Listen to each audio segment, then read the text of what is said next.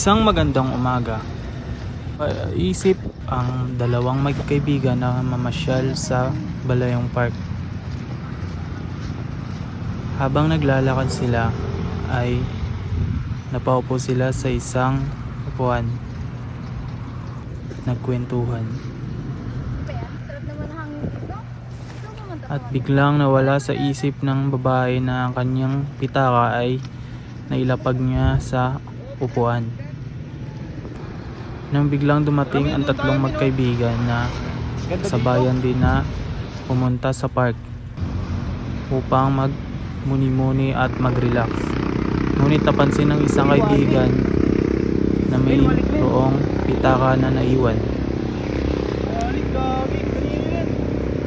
Kaya ito nilang binuksan at tiningnan ang laman.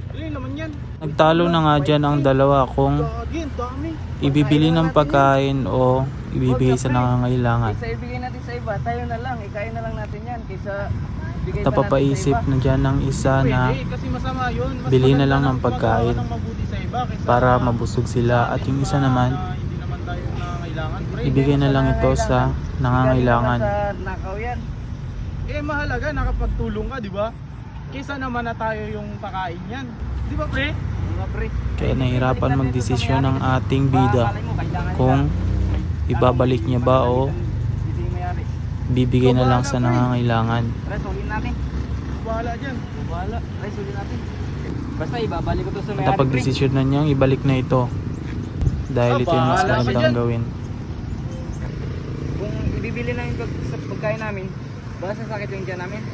Tapos kung ibibigay namin sa nangangailangan, kawan naman yung may-ari. Diba, balik ko na lang to sa may-ari. Hanapin ko yung may-ari.